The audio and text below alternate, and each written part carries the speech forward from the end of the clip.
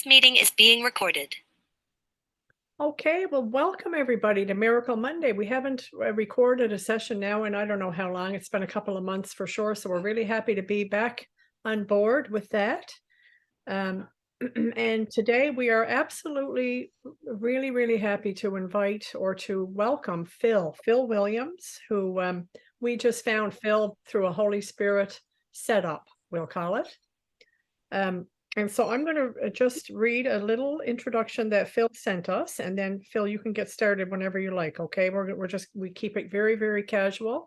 You can take your time. You can speak for as long as you like. We always say like, half hour, 45 minutes, but we don't care if you go over that. There's nothing set in stone here. So just feel really free in that regard. Okay, so this is written by Phil. Raised by a Methodist minister, and therefore as a Christian, I eventually led Bible studies and mission trips, though never fully experiencing the peace spoken of within the scriptures. I played college football at Florida State University and then spent over 2.5 decades as an NFL agent, all while raising 4 children. The oldest, who was my heart, died at 26 years old, and my world collapsed. I put all my energies into seeking truth, certain that I had been wrong in the past. I was led to A Course in Miracles 3 years later, and after less than 2 months immersed within, experienced what the Course calls revelation. This was almost 5 years ago, and today I continue the journey back to where we have never left. Thank you so much, Phil. Feel free to start whenever you like. As you can probably see from the background, I have trees. I am sitting in the jungle, also known as the rainforest of Costa Rica. I've lived here for almost 8 years, and in fact, we came here a few weeks after our daughter had passed, just trying to get away from the States, the West, whatever you want to call it, for the holidays in 2015, and found a bit of mystical healing potentiality down here. So we ended up staying, but things change. I don't know how much longer I'll be here. And just to get this out of the way up front, Lloyd, I've noticed your colorful language occasionally and some things you write. And so I hope no one is offended if I revert to my former days locker room type communication. You ladies all know what I'm talking about. No, you just so I hope no one. Yeah. Do what?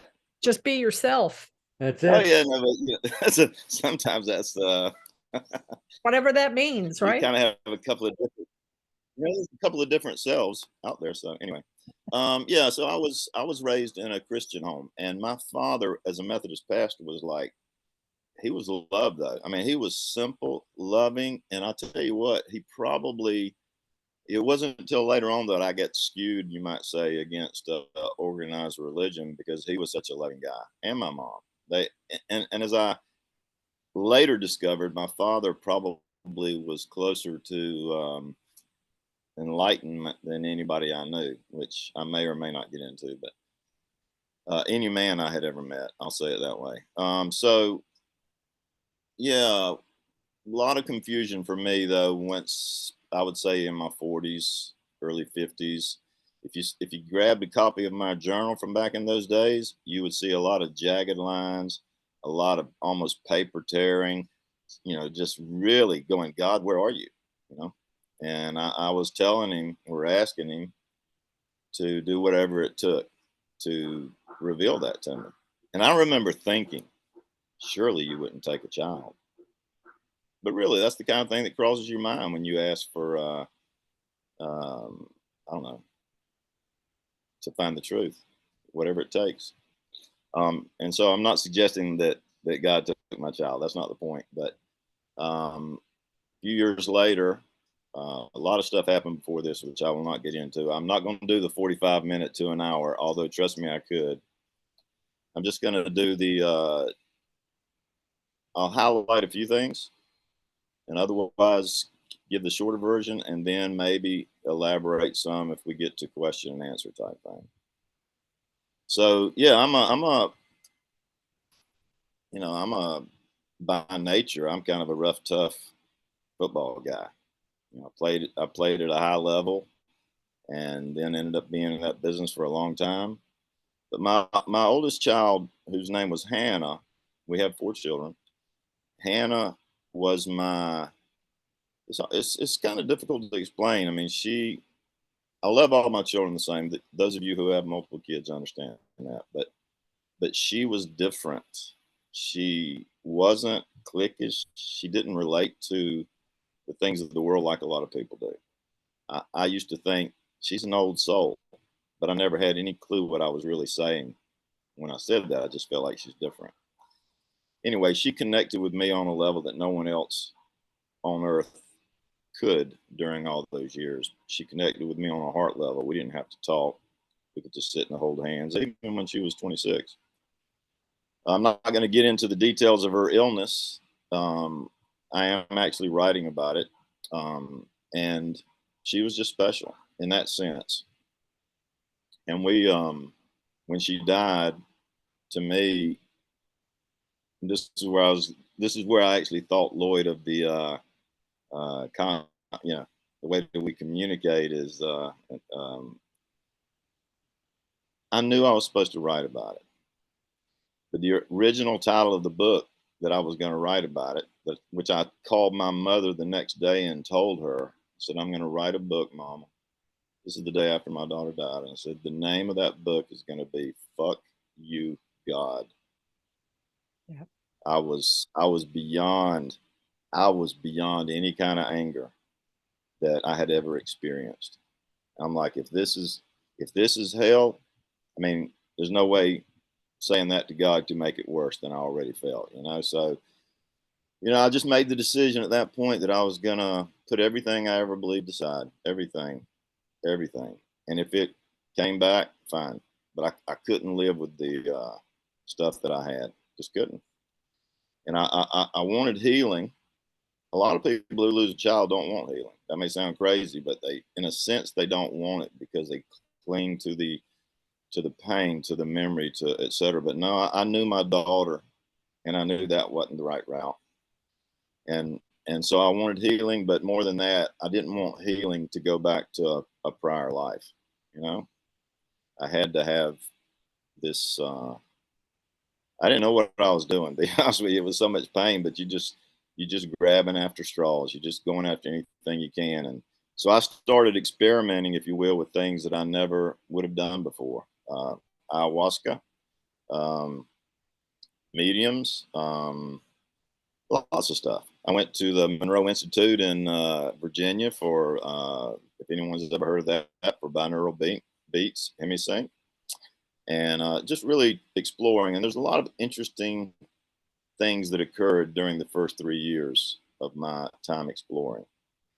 As a little side note, when my daughter was sick, my wife ordered a book, and it came she had it expedited. It came in the FedEx or whatever. My daughter was sick for 100 days. And she, very early, this book came in called A Course in Miracles. Now, of course, the reason she had ordered it was the title, hoping for a miracle for our daughter, who, when we found out she was sick, they gave us no hope. So we were hoping for a physical miracle. Well, I opened that book. The funny thing is, I opened A Course in Miracles. I remember opening it and pretty quickly shutting it because it was like way beyond what my mind could take in those moments. I've always said it was sort of like Yoda speaking in parables, and I couldn't hear either one of those things at that point. So I went on this journey, and then honestly, this opened the door for a rockiness in my marriage that had never been there. We had 28 years, no, 26, 7 years of what most people would call a perfect marriage. But the pain just really started doing stuff, And so this journey for the next 3 years after my daughter died, almost 3 years after she died, it's hard to explain this. And I don't even really, it just seemed like everywhere I was hearing A Course in Miracles, A Course in Miracles, A Course in Miracles. And something came into me like, I got to read A Course in Miracles. I mean, it took me a while to figure it out, you know, but so when I opened it, even though the first part where it speaks about miracles, uh, you know, the first little one-liners, the bullets of miracles, even though that was a little confusing to me, it just blew me away. It started vibrating inside. Something began to vibrate inside of me. I felt so like here is some truth to hold on to. So I began to this was September. In fact, I remember it. I specifically remember September 11th of that year in 2018 as the day I was getting on an airplane with the Course in Miracles with me, flying from Costa Rica to the States to see my other daughter, who just had open heart surgery, by the way. And we, anyway, the something was happening inside of me, and yet at the same time, my marriage was crumbling, and so flew back from the States here back here to Costa Rica, and excuse me, before Thanksgiving of that year, my wife was away for 2 or 3 weeks. She came back, and we were at a pretty dark place. And here I was, deeply into meditating for the first time in my life. I mean, probably for a few months, I'd learned how to meditate. You know, breathe in, breathe out, feel the breath in your nostrils, become present, which was extremely important in about what I'm about to tell you in a minute. But I had gotten to where I was doing this every morning, every night, reading in the Course in Miracles, maybe 3, 4, 5 hours a day. And so when my wife got back, we were at a deep, dark place. I had this occurrence where this was right around Thanksgiving. In fact, it was, I think, the day after Thanksgiving of 2018. I had yeah, Thanksgiving night. Not relevant, but it's the timing. It was right around Thanksgiving, and I woke up in the middle of the night with a panic that I didn't know you could have. You know, it was my body was just vibrating, just like I was plugged into an electric socket, and my mind was gone. Nothing but pure fear. So, without getting into the total detail of that, this happened 2 nights in a row.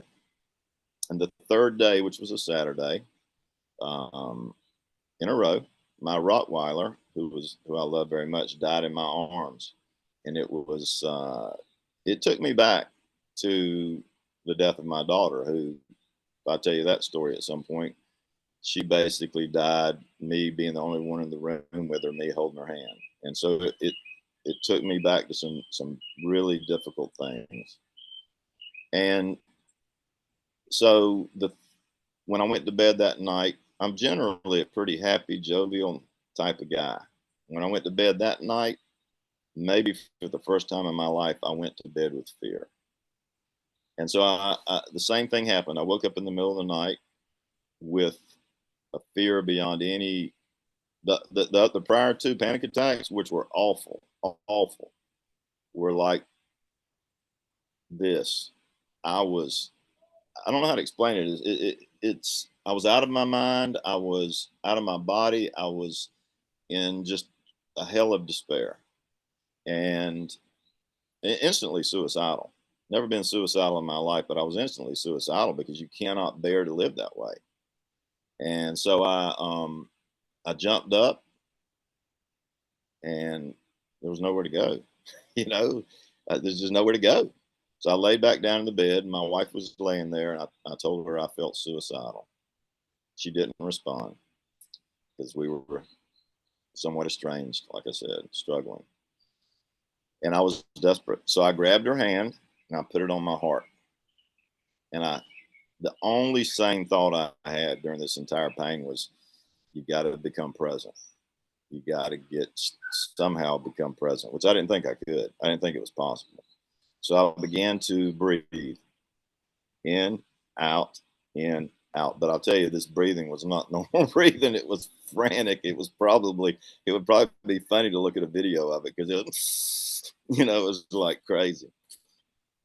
And I don't know how many times I breathed. Could have been 2, could have been 3, could have been 12. I don't know. But instantly, I was in heaven.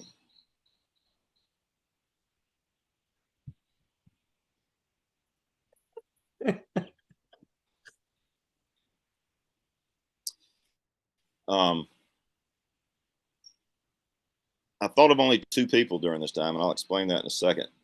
I've been on these grief sites with parents who've lost children, mainly with, as I look here, mainly with the mothers, and I've written a few things to them. But one of the things that I remember a lot of them saying is, when I get to heaven, I'm going to grab my son or child.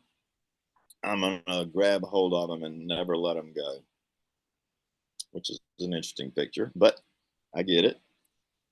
But interestingly, my daughter was not only not thought of during this time, it was not necessary to think of her, which I'll do my best to try to explain, although it's unwordable. As soon as this began to occur, my wife was laying beside me, and I kind of reached over like, Meg, but I instantly knew this was not, it was just almost like an echo from the ego. Right. Meg. And instantly I realized that what was laying beside me was not her, that she was already part of me like everyone else was, which I can't explain. But so I instantly let go of that. I read in Disappearance of the Universe where Gary said that I don't remember how he worded it, but he talked about the constants of this thing that was occurring. There's I knew that I was in the state of who we are, that certain thoughts come to the mind, like merge with God. You know, words don't do it justice, but I knew that I was who I am, always who you are, always, that we're one, that everyone that ever has existed has been perfect beauty and love forever and forever and forever. No matter what no matter what our judgments are. And but the early in this, and if you've experienced this, which is, again, nothing, the words don't work. This is the experience, not it. It is the reality. This is the experience. But we use words to try to make sense, right? So the experience that was occurring was such that the other person that came to my mind, which was early in what I call seemingly, it wasn't chronological, but it sort of seems to suggest chronology, if you're with me. But it's the very beginning. Eckhart Tolle came into my mind. Tolle, however you say his name. And the reason that I believe I was given Eckhart Tolle at that point, even though I'm not a big follower of his teachings, I think he's written a lot of wonderful things, but is I was given certain things during this time. And one of them was, you're experiencing what Eckhart experienced. With a caveat.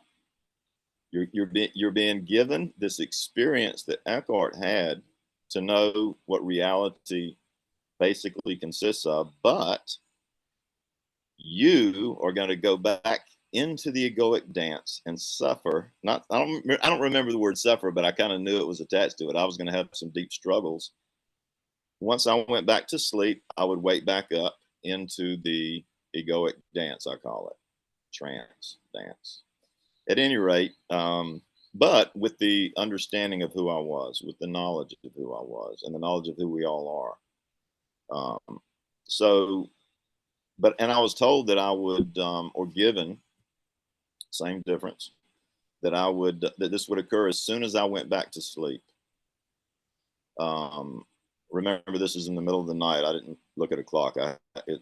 Call it midnight. I just knew, though, that when I went to sleep and woke back up, I would be back in a pretty difficult state. And in fact, I had another panic attack the next night. I don't know. So yeah, but that being said, looking back on it, I sometimes say, Phil, why didn't you stay awake for about 3 days? Because the state that I was in was the peace that Jesus speaks of, that the world could never understand. It's not a piece of this world, and that Paul said in the Bible, it passes understanding. It's not understandable. It's but it's who we are, and so so peace, love, joy, all these things were such words that we use here to describe that which cannot be described. And so I had these various this totality of truth and love and peace. And the only words that came out of my mind after that initial Meg was thank you. The only words I knew to say. It was just thank you, thank you. And I think I probably said it 15, 20, 30 times. I don't know. But it was it and you know it's funny, it's like who are you thanking? It was not I'm not able to put that into words. I was thanking love. I was thanking God, yes, but not God as this separate thing, you know? And so there's more I could tell about that, and I could answer questions later. But the truth is, I went on to sleep almost immediately. Does that seem crazy? You're going to be in the state of perfection and love beyond any conception for as long as you stay awake. And I went to sleep almost immediately because because I knew who I was. I knew who I was, and I know who we all are. And it was okay. It was okay to go back to what I knew was going to be pain. And so I woke up and told my wife, and it was like, bless her heart, it was like I was speaking to a wall, a wall that didn't want to be there. And I kind of was pretty quick, like I'm fairly hard headed, you know, so it takes me a while to realize that uh, certain things just need to be in certain places. And so it took me a while to realize that I can't really even communicate this with most people and shouldn't with a lot of people. And so I woke up, like I said, the next night might have been the hardest night of my life. Does that sound crazy? It was almost like, you know what, Phil, I told you, you got stuff to go through. Oh, and let me say something. One of the other things is the absolute realization of total humility. There's no one anywhere ever could be better than anyone else. It's just surely from a worldly standpoint, you know, sure, you know, Michael Jordan was a better basketball player than I was, but from a truth standpoint of who we are, the realization is absolute when we are given a glimpse of who we are. A couple of people have said to me, you know, that it bothers them a little bit. Why do you receive a revelation and I have not? I'm like, well, I don't know, but I was in hell. You know, have you been in hell yet? And I'm not saying that's exactly the reason, but I know it preceded. You know, I had, I'll leave some thoughts out unless I get some questions. But I can look back on it and very easily see that I entered a place of total surrender. I had no choice though. It wasn't like, oh, Phil, great for you. Good for you to surrender. No, I was dragged kicking and screaming and out of my mind to the door of hell and then dropped inside. And then I'm like, there's nothing else left for me here. Ego, bye bye. You know, so it was nothing that I did. You know, the only thing I could say I did was listen when the voice called me to A Course in Miracles, listening to a voice saying, begin to meditate, etc. So, yeah, the road's been difficult in some ways since then, and yet I've known who we are. I realized that, you know, I've done some I've done some rough things since then, things that have got me in a lot of trouble, you know. But uh, I read somewhere where, if I may say such a thing, where Maharaj said something like, you know, there's just some things you got to do. It's like you can't seem to let go of everything. It's you know, this perfect little holy instant after holy instant of releasing.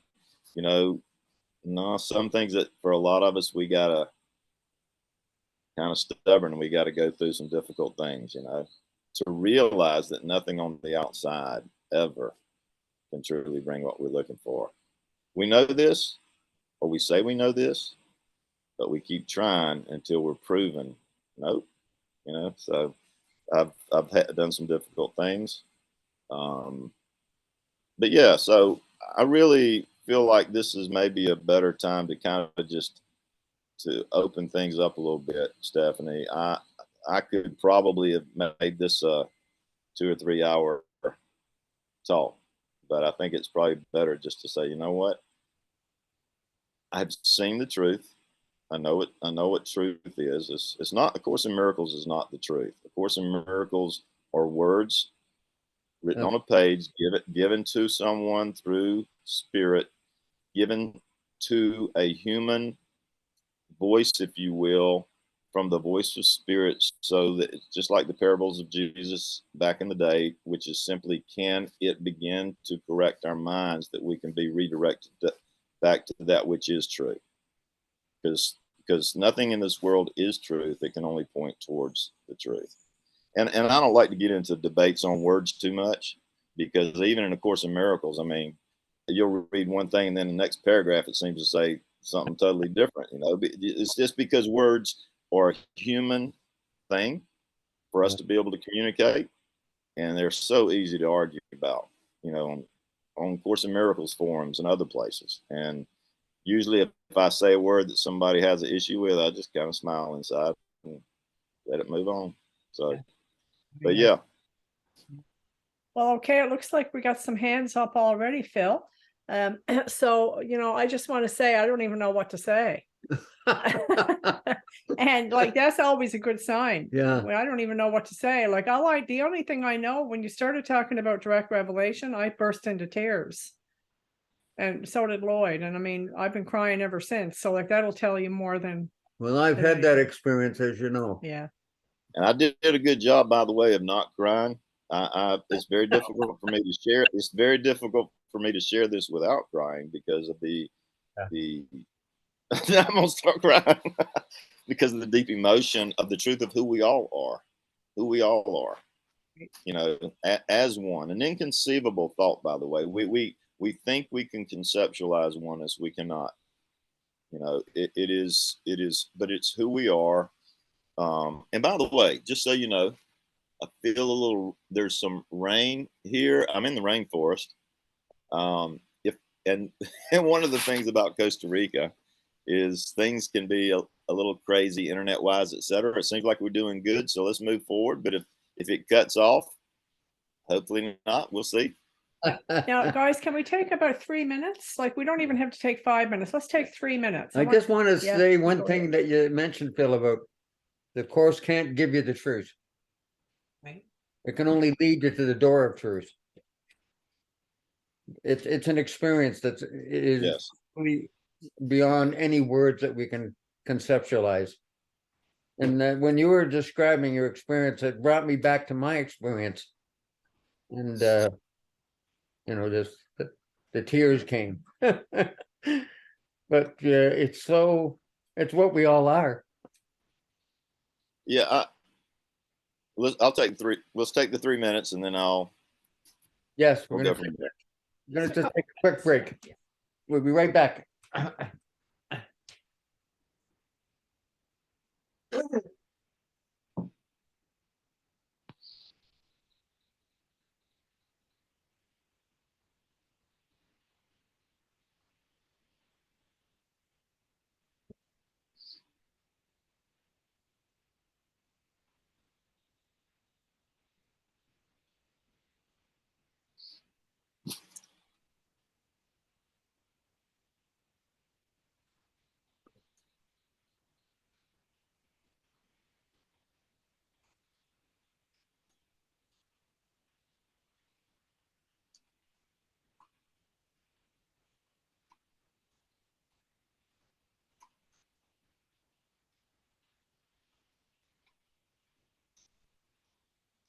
Okay.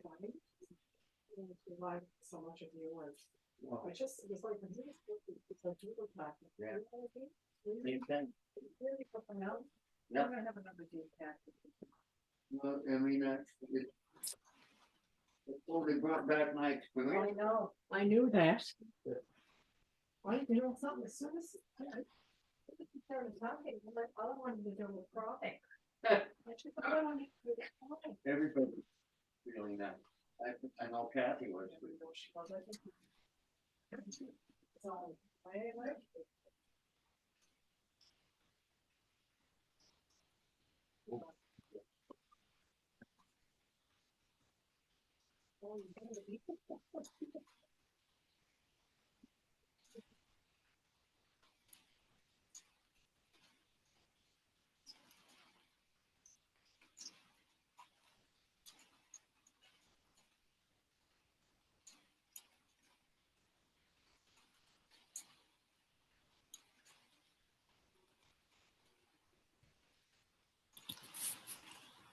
Y'all let me know if y'all hear the rain starting to hit the roof kind of loud here.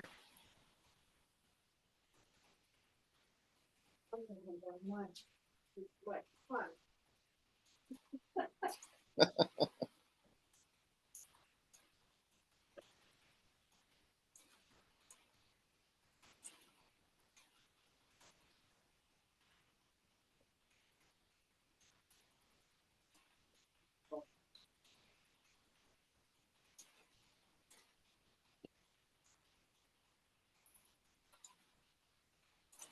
Now, what I'm gonna do right now, is take, I am going to allow everyone to unmute themselves, but you can go ahead and just keep yourself muted. But if you want to talk, that way you can unmute yourself. Catch my drift? All right, so, Phil, is it okay to begin? I had to unmute myself. Hey, let me know if this, if you hear the rain, if it's too loud for you guys to hear me. It's just starting, but it can get pretty heavy here. Right, but you sound very good. It sounds very clear right now. Okay. All right. All right. Okay, so we're on, we just got our gallery view on now. So this is like the group, the whole group. Okay. And Kathy has her hand up. And so we're good to go, Kath? Phil. I just, first off, I want to say how truly, deeply sorry I am for the loss of your daughter. And because my brother, who is 5 years older than me, he's lost two of his daughters, and the last daughter he lost was his oldest daughter.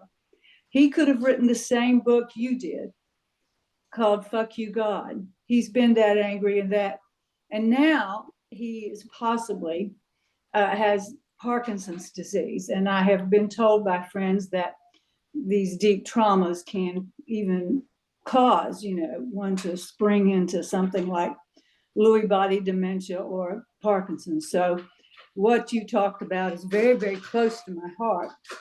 And your pain is very close to my heart. And I could hear the tears in your voice many times. So I just want to say I love you so much and so deeply grateful that you came today to tell your story. And then all the other stuff, since, I'm good. I'm sorry, Just what? so you know, I have not been affected by dementia yet. Hopefully you never will. But anyway, we still don't have a diagnosis for my brother. But anyway, we think that's his medical doctor thinks that's what it is. But anyway, one step at a time. And all the other stuff you talked about, I too, like Stephanie and Lloyd, been friends with them for very long and studied the course for many, many years now, 35 years. And two, I've experienced the revelation, the ecstatic love today for some. Stephanie and I were just talking before the meeting that we're both experiencing a lot in the last 3.5 years. I've been in the 5th stage of development, which is like dark night of the soul, but then also that's intermingled with days of ecstatic love, divine love. And today's one of those days, thank God. But anyway, everything you said, I could relate to. And when you say it's hard to find the words to describe, I understand completely. And I think probably most of us in this group do understand that, because most of us have been here a good while. And so anyway, I just again want to say thank you so much for coming and sharing your story with us. It's such a blessing. Love you. Thank you. I'm going to tell you, when I start crying, you know that it's a good session. All right, Laura, or whatever. Yeah, Laura. Hi, Phil. Thank you so much. Unfortunately, we have people working on the deck today, so I had to run away and couldn't listen, but luckily it's recorded and I'm so grateful for that. You know, there's never any mistakes, you know, in any of this. I'm very new, very new, a couple years in, and I feel like I'm making up for lost time because I'm starting at kind of an old age here, and things seem very intense. I could relate when you were talking about the no words. I just got that message like a couple days ago to stop, you know, stop trying to put things into words, because oftentimes after I meditate, I want to write about what it was, but then I sit down with a pen in my hand and nothing seems to reflect what just happened. And same thing with conversation. I have a few friends that I talk to, and it's just I'm inarticulate with what's happening. But the experiences of love and feeling like wholeness flooding into me of what I really am versus what I thought I was for so many years. And I just have to believe it's happening as fast as it can happen for me, or else, you know, like the course says, I just probably explode from it all in fear. So thank you. Thank you.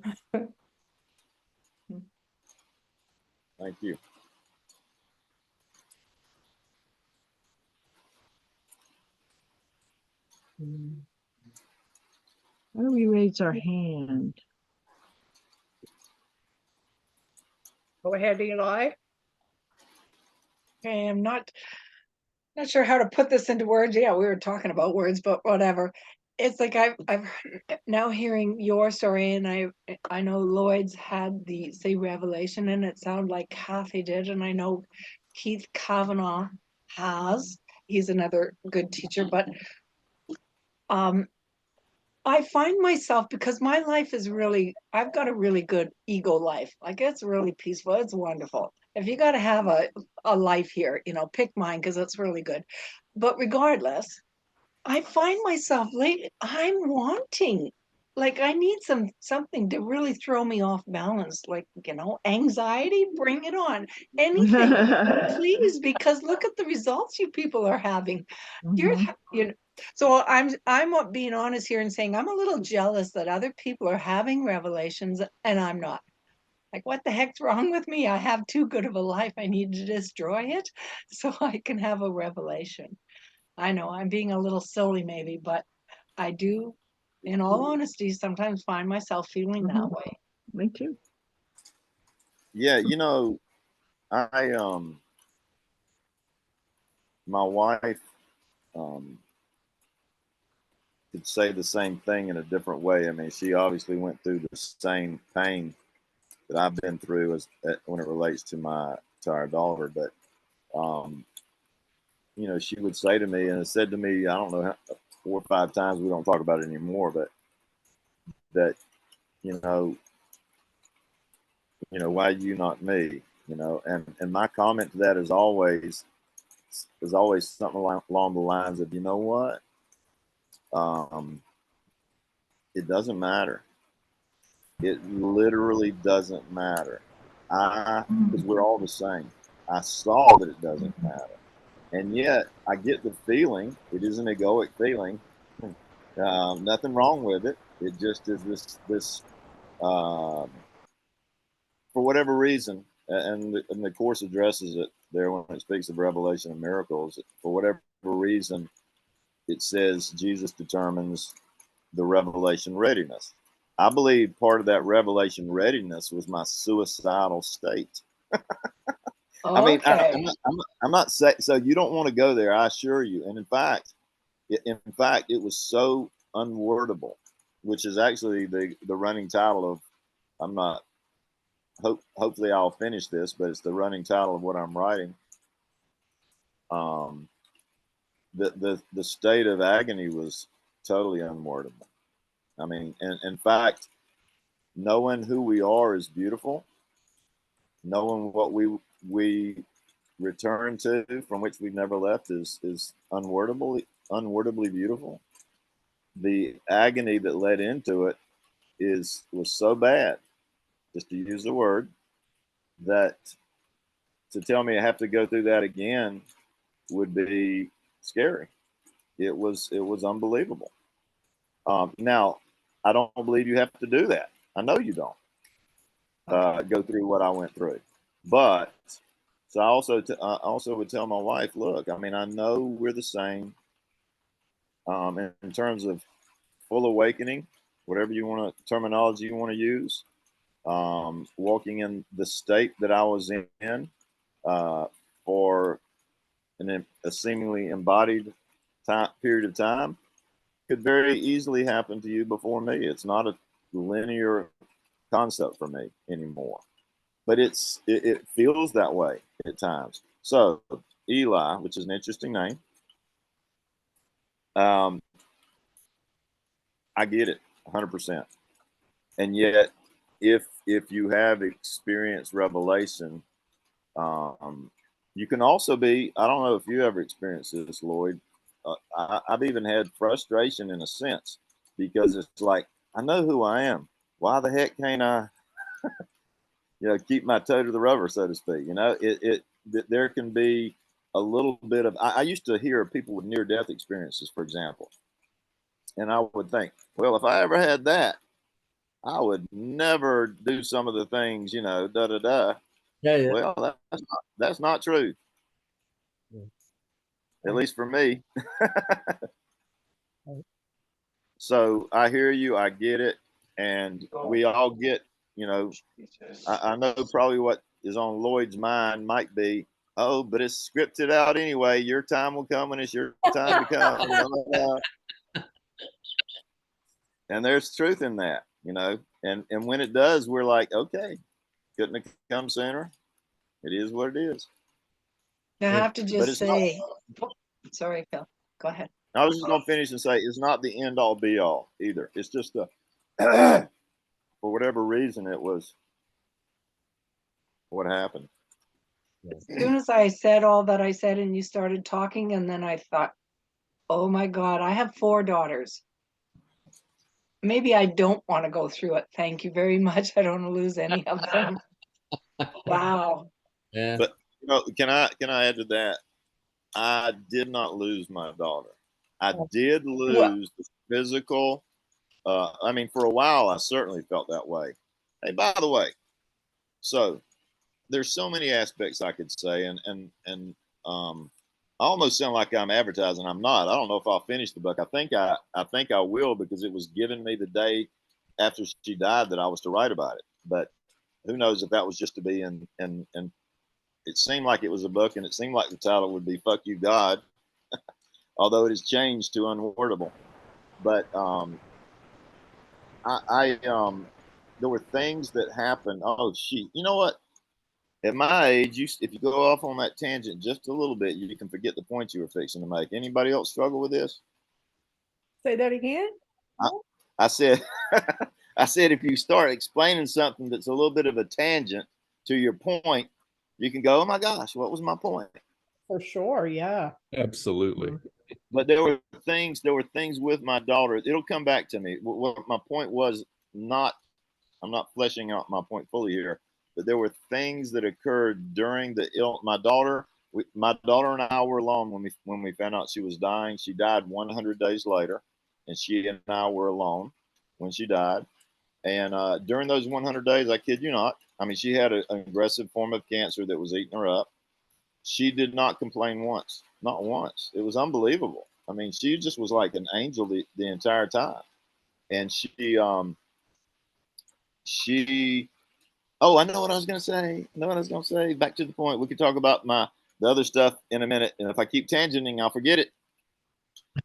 So she, almost exactly 1 year after she passed, up until this point, I'd probably had 5 or 6 dreams that I remembered, after the fact. And it was always like she'd be walking by me and she'd look at me and we'd both be so sad.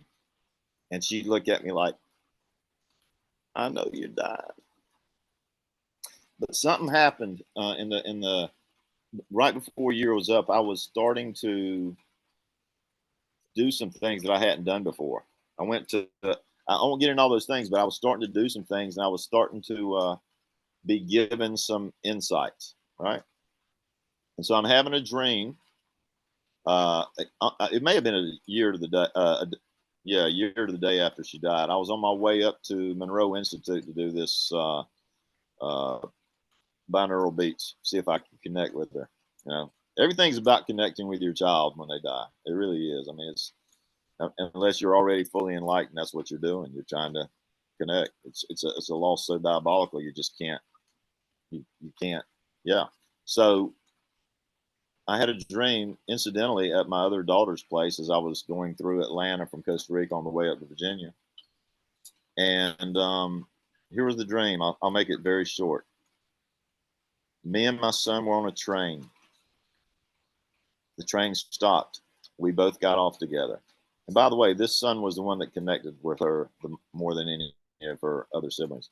There were 2 buildings. We instinctively knew he was to go into one, I into the other. It was nighttime. It was dark. As I'm walking up the steps into this building that looked like a long 1-story church, you might say, I instantly knew somebody's coming. Now, any other dream, if I'm in the dark going into a building and somebody's coming, I'm scared. Something's coming after me. But that wasn't it. I had this feeling of, oh, this is exciting. It's a game of hide and seek. So I went into the building and did what a dream hider would do, hid pathetically. It's like I went into a very big open closet and just stood against the wall, totally open to everything.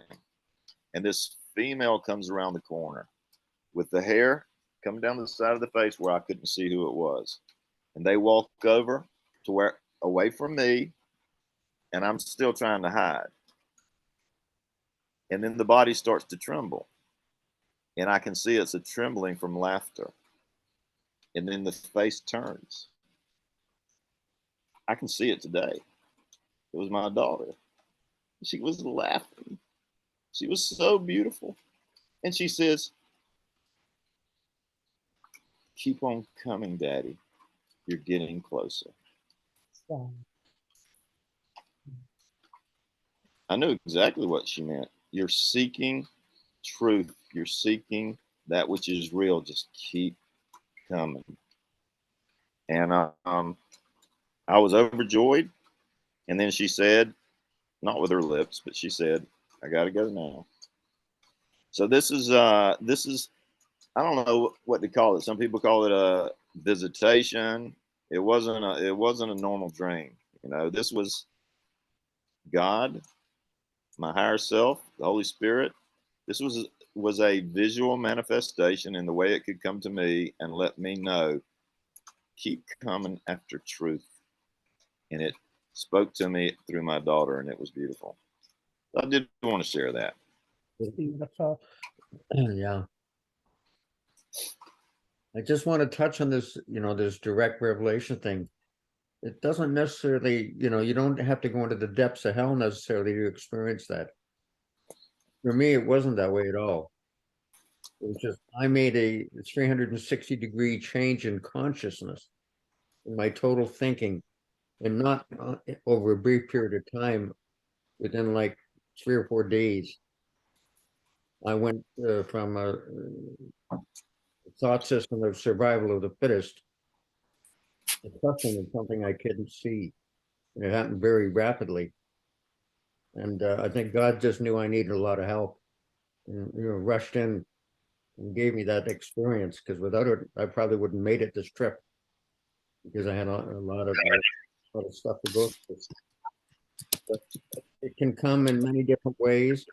And of course, the Course of Miracles says the mind has already decided when it's going to happen. You know, I don't really know exactly what that means, but you know, it's already been decided. You know, that every part of the mind is going to get that at some point, and none of us know what brings it on. It's just, it's one of those things that's happens when it's supposed to happen. Well, I really appreciated, Phil, you were sharing your experience, and Lloyd has shared his experience with me several times. And the commonality of both of your experience, like without you guys necessarily sharing with each other or comparing notes, so to speak, I could feel the reality of the experience. Like I could feel the sameness of the experience. Because, like you say, Lloyd has shared it with me, and like he and you have said, you can't explain it. It's really not a experience that you can explain with words, but we do the best we can, with words. But we do get a glimpse of it through your words, like I have with Lloyd. Like he has said things to me about it, and it just, blows me away, kind of a thing. And one of the things that Lloyd has said, and I kind of have the same thing, like he knows when someone says they've had direct revelation, he knows if that's true, if they've actually had it. Like you just know there's like a kindredness there. You just, when when that other part of the mind has actually had it. And many other things Lloyd has shared as well about it. And like we spoke with a lady one time in Poland who had direct revelation, and she was saying that for her, she felt it was the word that she would use to describe it was celebration. I mean, you're just grabbing words, man. This just the word bliss. Yeah. It's a 5-letter word. I had to stop and count. Yes, yeah. It's a 5-letter word that don't mean, okay, I start to go to my old football locker room stuff. It don't mean, really, it's just a earthly experience of something that made us feel really good for a little bit, but it's not who we are. I mean, it's a break in the monotony, but it's not who we are, and it's not even an exponential thing. It's a I don't claim to coin things the right way, but I just say things that feel right to me, and I have a lot of friends that speak to me down here in the area I live in, Costa Rica. It's a pretty spiritually open place, and I have a lot of people speak of the multi dimensions and etc. And I always and I'm cool with all that. I mean, I'm cool with just it is what it is. And but I tend to think of what occurred to me as being non-dimensional. That's just my word. I think Maharaj Maharshi, I've heard the term unmanifested, maybe Toll, I'm not sure, but that which is what reality is not really a dimensional thing, And so I kind of tend to think in terms of, and I'm not being negative whatsoever. I got a good buddy down here who found out about a year ago that his heart was in pretty rough shape, and he's changed a lot of things, but he started getting really into different spiritual things, and he sends me stuff all the time, and I look at a little bit of it, and I'm not against any of it, but I don't make the time to get into much of the multidimensional thing.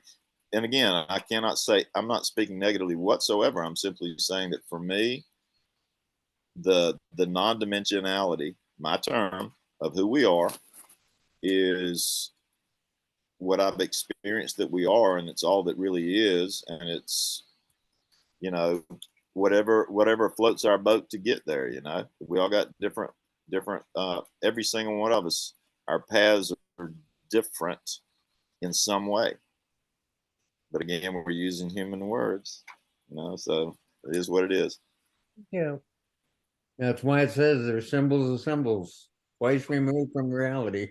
The only experience I've had with, in terms of revelation, my own personal experience is that I was out for a walk one day, and I think it was about 2 years ago. And I heard Jesus or spirit in my mind say that I was getting revelatory ready. Hmm. That's all I've ever heard in terms of that. But, I've never had direct revelation as a goal. I don't really think about it. It's just, it doesn't really cross my mind. My only goal is the peace of God. That's all Yeah. I want, is the peace of God, the miracle. I would say this about me. I probably experience what most people would call supernatural things less than most.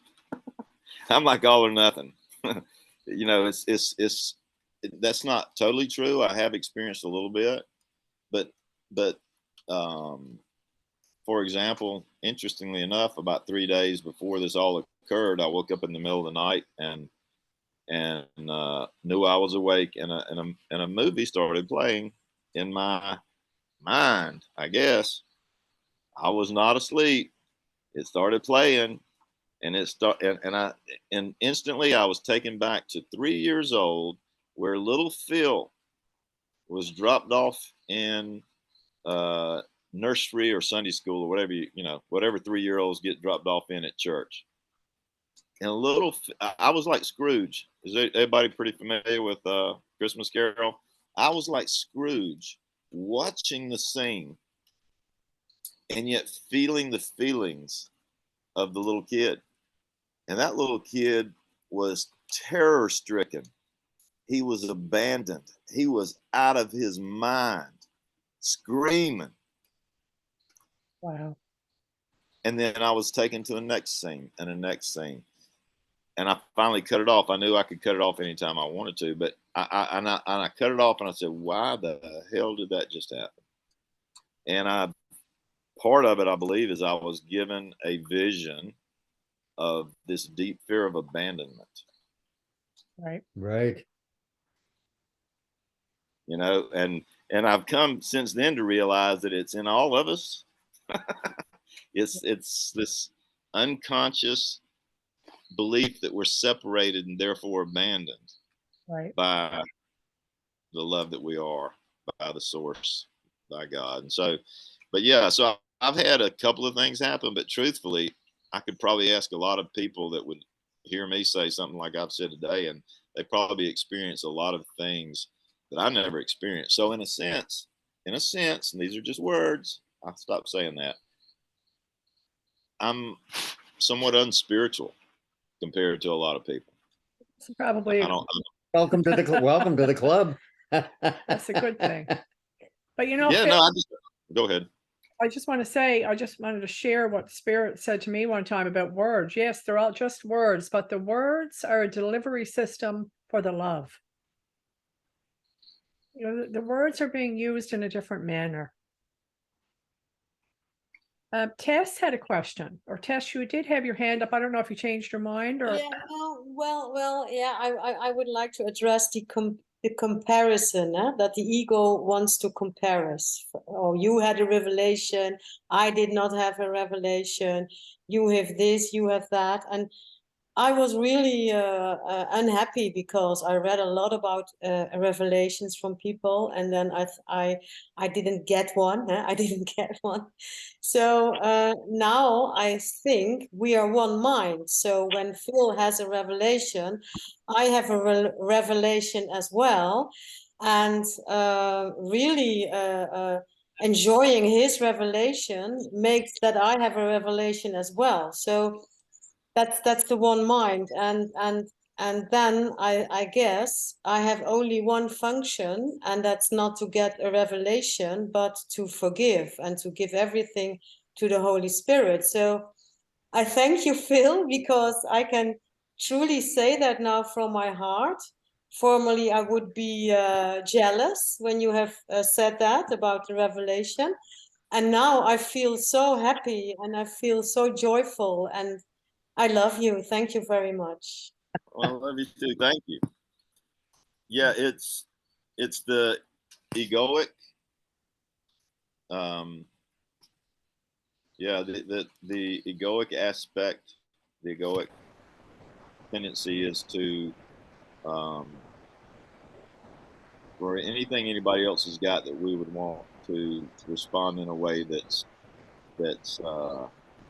continues the ego, you know, and it's a journey, and so lovely of you to say that. I appreciate that. I think that's awesome, and in some ways more powerful than the revelation itself. Just, just the fact that the course says, how many teachers does it take? One. It takes one teacher of God. That's all it takes, because there is only one. So y'all continue to hear me easily, everybody? Yeah, Perfect. we can hear the rain. It's very nice. The rain is lovely. The rain has pretty much left. You still hear it? Well, I think I hear it, but maybe it's just all in my mind. No, there's little bitty pops here and there. Yeah. But the reason I ask is because Lloyd, you sounded kind of choppy to me. So Okay. We don't want anyone saying choppy. We've had enough of that. Doreen had her hand up. Doreen, go ahead. Yeah. Hi, Phil. Nice to meet you this way. I would like to know if you already published your book, and if you did, is it available via Amazon Kindle? what was the second part?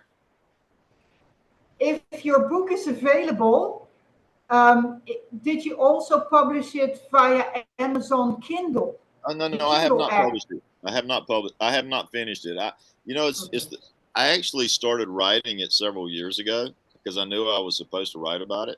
I mean, the craziest part about it was I knew I was supposed to. I wasn't a writer. I write things, but I wasn't a writer, and you know, my business was football. And I was like, I knew I was supposed to write. I was supposed to tell the story, but I knew the story wasn't complete. You know. And then after I had revelation, I thought, is the story complete? No. So for me, it's really been a matter of sort of, I've written probably half a book or so, but it's really more what's the completion, what's the real, you know, and that's been coming into focus. So no, I haven't and I'm really funny about some things. It's like I'm like the end result of whatever direction I take at this point needs to vibrate, you know, with truth. And so a lot of things that pop into my mind, I realize there might be too much ego attached, and I just let it go. But as far as the book writing goes, yeah, I write things, and I've actually taken a bit of a hiatus from writing. I post things on Facebook that people get quite confused with because they're quite layered. I tell stories. I like to tell stories. So, yeah. Anyway, Thanks. perhaps one day that will be, hopefully within the next year, that will be something that will be there available. And my point in writing in the first place is not like not like Eckhart Tolle or Course in Miracles or anything like that. It's to tell a story that will potentially help others that can feel how this other person, seeming other person, has been through the best and the worst, and where that led, and yet through that opened doors to sources like A Course in Miracles. But I don't. Right. I'm not trying to do a. Yeah, I've had people based on certain things I wrote in these grief groups. You need to write us a book about, you know, how to deal with grief, and I'm not saying that would never happen, but that's not what I feel inside at this moment. So Beautiful. Thanks. Another thing about direct revelation is that when the mind has that, it is exactly the same for every part of the mind it gets it. There's no change. There's lots of little things that can happen and lead up to that, that can be totally different for every mind. But once that big expression comes, it's identical for everyone that gets it, like for every part of the mind. When I say everybody, every part of the mind, it's identical and it's changeless. That doesn't mean you might get lots of little things happening before that. You get little glimpses, along the road. I always say that the Holy Spirit always earns your trust. It's never the other way around. You don't have to go in blindly and believe everything the Course is telling you. If you stick with it, it proves itself to you in spades. Yeah.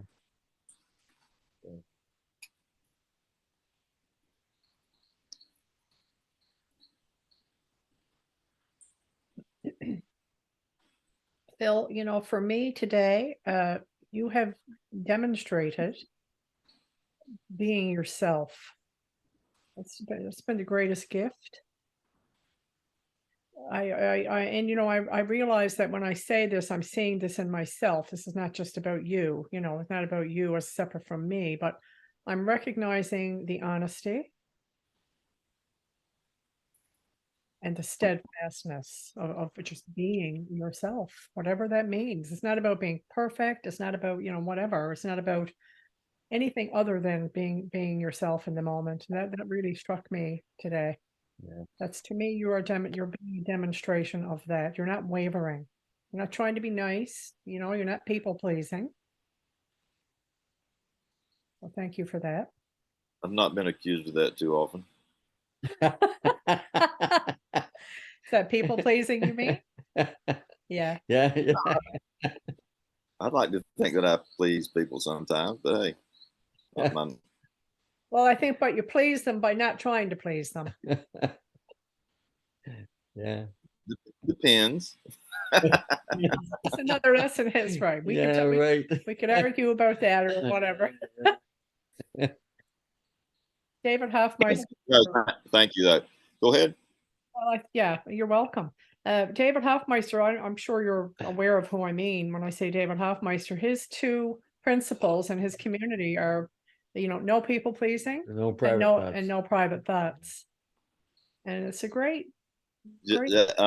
Since you mentioned that, I will tell you I'm actually flying out of here on not this week, but the following Thursday. I'm going to the retreat in Utah. Oh, fantastic. Beautiful. The monastery. Yeah, the monastery. Yeah. Terrific. It just, you know what? It happened. I think I was the last person in. In fact, it said it was full before I had learned that they were quote inviting me. Right. So I thought, well, maybe not, but yeah. So That's where I'm from. From where? From Utah. They're only like 2 hours away from me, the monastery. Are you near Salt Lake City? Yeah. Okay, cool. So it'd be nice to welcome you here. I don't have any warm clothes, so I don't know what the heck I'm gonna do. You'll figure something out. I'm gonna tell you, David is the real deal. Well, the one precursor for going was to watch a lot of his videos, and I've been watching a few, and I've been so immersed in the Course. Like I said, it's been only 5 years for me. In fact, it's been right at 5 years. But it's been so, other than temporary sabbaticals, I have been immersed in the Course such that we're different, right? I did the lessons, but for me the text is like golden. So I've probably read through the text 9 or 10 times. It just, and it's the craziest thing, and I'm sure y'all know what I'm talking about. Even if I've read something 9 times, the 10th time it's like, Right. Exactly. Yeah. Yes. I know what you're trying to get at here, Jesus. Yes. Yeah. Yeah. So, I find but yeah, I'm going. even now. I mean, I'm sorry. I'll pick it up and read something. I think somebody just put that in the book. It wasn't there. Yeah. It's Yeah. like you didn't see it, right? And it wasn't the course, I don't believe, that I don't know how to word it. The course was probably meaningful in terms of my experience in Revelation, but I had only been in it for 2 months. Yes. Yeah. And so it was just other aspects of my life that like I said, I believe meditation had been relevant. I believe that I had actually practiced a little bit of Joe Dispenza. I was like just loading up, Yeah, it yeah. was, and I think, but I believe the loading up was at least partially relevant to discovering the course and the effect that it was having on me. That was probably opening me up to hear other things as well. And Right. so, yeah, I mean, I'm a course guy. I mean, it's my go-to. But I also, I did a little bit of Dispenza back then. I still enjoy popping into Maharaj and Maharshi, and I mean, these were like this before. You know what I'm saying? In my prior life, this was like, no, you can't read these type of people. They're all saying the same stuff, and so, and I come across.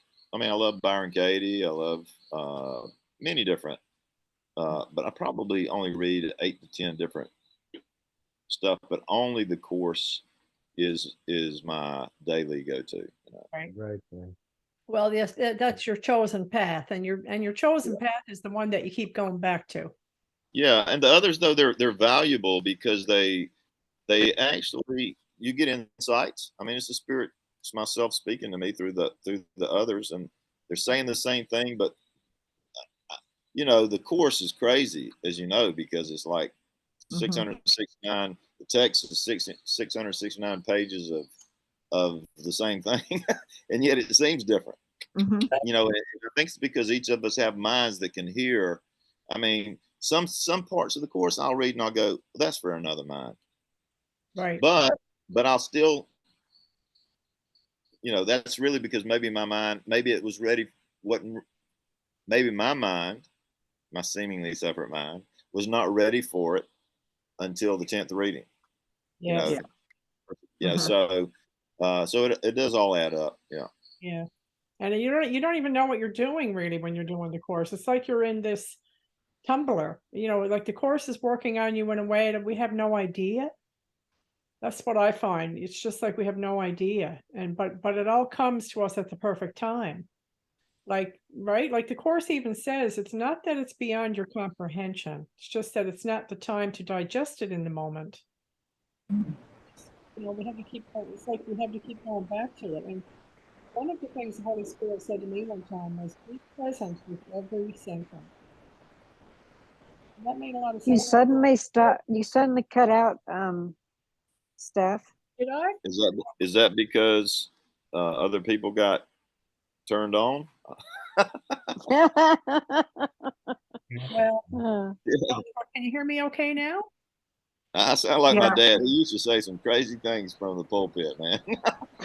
I mean, seriously, he would say some stuff. I'd be sitting out there just going, "Oh God." Steph, it's not that we can't hear you. It's almost like you kind of went into a tunnel, like you got distant Yeah. or something. Oh, yeah. Okay. All right. Well, whatever. It doesn't really matter because what I was saying probably wasn't that important, but what was that the Spirit suggested to me one time to be present with every sentence of the course. By the way, Phil, speaking about Joe Dispenza, I spent twice a year. I spent time with him for 10 years down in Yale, Washington. And Very interesting guy. Yeah. And no, I just want to mention David Hoffmeister again. One of these days I'll tell a story. We haven't got time right now, but how Spirit prompted me to see David Hoffmeister. who I didn't even know existed. I'd been in the Course for Quarter, never heard of David. And while I was on a vacation in Cuba, spirit went like right off the charts. Go and see him. But that's another story. So let me say that I don't know if it's because of my background. I mean, I represented professional athletes who were stars, and was never super enamored with quote stardom. I don't have any type of, I don't think any type of stargazing when it comes to spiritually acclaimed, communicators, but I can respect and resonate and glean from what they have to say. Yeah. So, like when I saw Hoffmeister, for example, I just I'm like, hey, he's coming from a joyful, experiential, beautiful place. I'm not going to this thing because of David per se. Right. I'm going partly because, to be honest with you, ladies, and you, Lloyd, is I've been around, humanly speaking, pretty much nobody for all these 5 years that I can just sit with and feel a commonality. I've been, I know we're all one, but you can feel like a lone wolf. And to a large degree, that's how I have felt. So that's the main reason I'm going. Is it just came up, boom. Like I said, for some reason I filled out the app the first time I saw it, even though I wasn't going to do it. I just kind of kept going through it, and I said, that answer ain't good, whatever, and sent it on in, and they get back with me, and the sweetest lady interviewed me and said, we'll be back with you in a few days. And that afternoon they got back with me, and so I don't know. I'm just taking one step at a time. I don't know where I'm going from Utah. I don't know if I'm flying back to Costa Rica or what I'm doing. I don't know nothing. I really don't. I've lived out of my car in the States for a few months before I came back to Costa Rica recently, so I don't really know what I'm. You guys kind of knew that, right? Didn't I tell y'all that? I was just out of friends. I didn't know what the next step was going to be. Still don't, so we'll see. I'm going to share, if you don't, I'm going to just share a little poem that I wrote about the monastery in Utah. It came to me 2 years ago, and maybe this might resonate with Bill or with whoever wants to listen to this. So the name of the poem is The Monastery in Utah. It's a backdrop. Oh, by the way, can you hear me okay? Yeah. Not muffled, am I? It's a little scratchy again for some reason. What's that? It's a little, now it's better. Okay, let's just go through it, and if it doesn't come through, I'll share it maybe on the site. The monastery in Utah, it's a backdrop to do the mind training, a treasure that has been given to us. It will be for that timing. Don't worry about the cost, for that will come your way. Yeah, focus on that vision of what you truly want. The rest will come to you on the mighty wings of mighty doves. The perfect backdrop for letting go, preparing you now for heaven in this place of ancient days. It is not a place and not a time, but a glorious nature abode where you will write in starry nights and banter amongst comrades. Send that to me, please. Well, yeah. Steph, have you been to the monastery? I haven't. No, I haven't. But I was told that I was going to go at one point, and then it was taken out of my script for now because I met Lloyd, and that was much more intense training. Training the right word? Well, I don't know. Maybe torture. The Dark Knight, but no, never mind. No, never mind. We won't go there. That's another presentation, Phil. That's another day. I haven't been to the monastery either, but I did spend some time with David out in Victoria, British Columbia.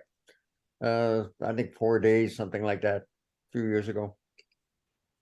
So Well, I just I- wondered because you, Steph, you seem to have gotten it. I mean, it's like you've been there. Maybe you've seen pictures?